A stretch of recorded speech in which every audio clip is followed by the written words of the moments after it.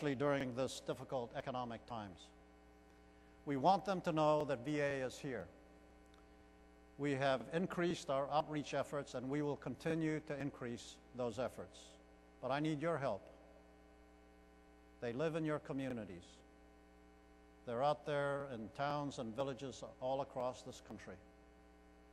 And so if you have the opportunity to talk about what the VA offers, I appreciate some help here. And if you need help getting a VA representative to come down and speak with veterans in your communities, call and we'll provide someone who can do that. But I do need your help. It's our intent to go after that 15 million part of the population that are not enrolled with us. President Obama has charged me with transforming VA into a 21st century organization. I'm not a clinician, and I didn't grow up in VA, so my instincts aren't very good. I've spent the past 10 months learning as much as I can, as fast as I can. And so some of these statistics that I've laid out for you is a little bit of the learning that I've gone through in the last 10 months. At VA, we advocate for veterans. Some may not believe that that's sort of been our philosophy. I tell you today, at VA, we advocate for veterans. It's our overarching philosophy, and in time, it will become our culture as well. If anyone asks you what VA stands for, you tell them that VA advocates for veterans. Now, to do that well, we have to join the 21st century in our myriad processes and programs that we administer, and especially in the myriad processes that we seem to have. We must adapt to the demands and pace of the digital, mobile, and virtual world.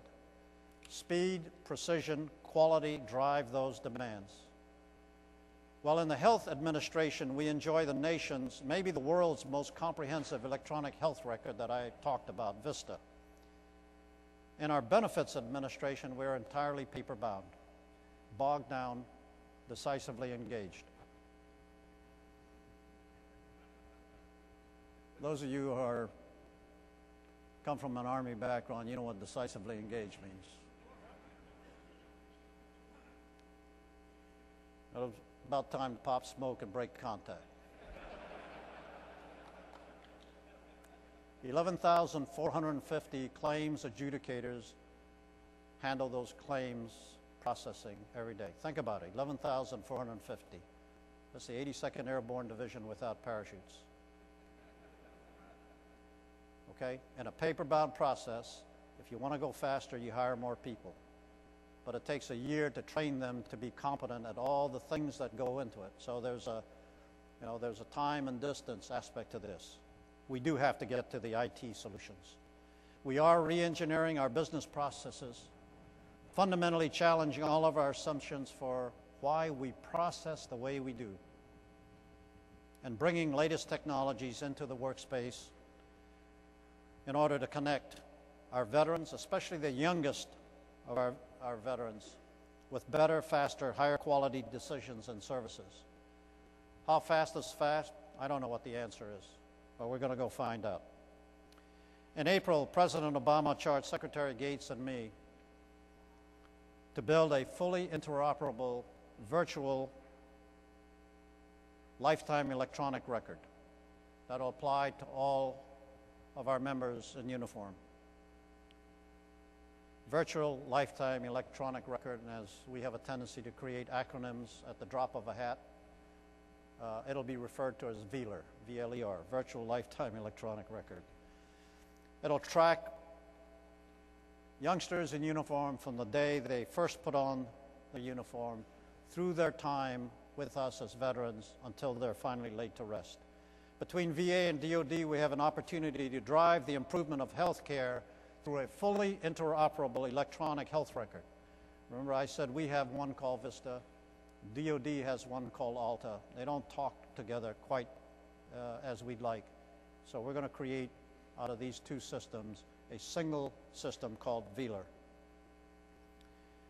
I need your help to colonize the understanding that uniform registration, and that's the idea that when a youngster holds his or her hand up for the first time and swears allegiance to this country and puts on a uniform, that when that happens, a record is initiated, electronic record, personnel and medical, and DOD, and that record gets replicated over in VA. And as this individual collects credits for a variety of things, those credits will accrue over in VA so that when the uniform comes off, we have a fully developed record that if any claims are necessary, we don't have to go through the process of discovery, which we now do.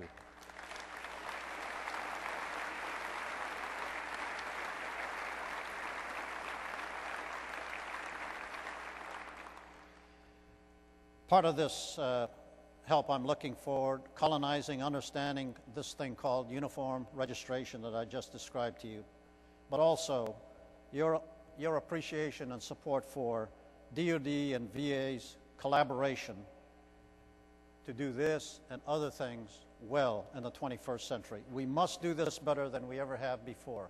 The one common denominator in all of this is the youngster in uniform. Youngster in uniform on active service today, and that youngster that becomes a veteran and passes through our formation. That's the common denominator. My sense is if we focus on that individual, all the other things will fall into place. Now, let me just say, most of what we deal with in VA doesn't originate there. It really originates in DOD, for the most part. That's where operational decisions are made which have consequences. We have absolutely no role in any operational decisions, nor should we. But we do need some better understanding of those decisions earlier in order to anticipate the kinds of requirements veterans will need when they come to us. For example, any possible health care issues involving injury or toxic exposures of RC formations is a time-sensitive issue. Maybe less time-sensitive in an active formation, but in a reserve component formation, it's a time-sensitive issue. You and I know that where reserve component units are concerned, we may have maybe 6 months following redeployment to capture individual level detail governing that formation.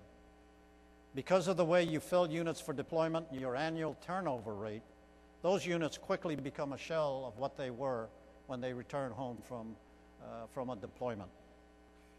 If we're going to avoid the difficulties of Agent Orange and Gulf War illness, we must begin baselining the quality of health, maybe even including blood and tissue sample collection of each member of the formation that's been exposed.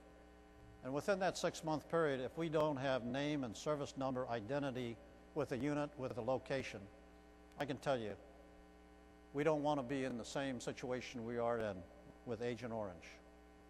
This level of increased DOD and VA collaboration will be good for the services, be good for veterans, and it'll be good for the nation. Now, over the next 5 years, I talked about homelessness. Over the next 5 years, we're going to take 131,000 homeless veterans off of our streets. There are not many absolutes in life. I learned that, while I was still serving the uniform. And I know that making this commitment, 131,000 in the next 5 years, pretty close to approaching an absolute.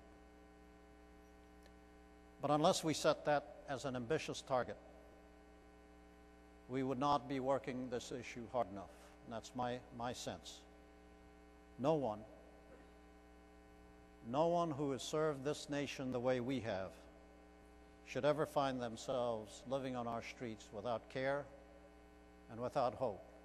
And that's why 131,000 is on the table.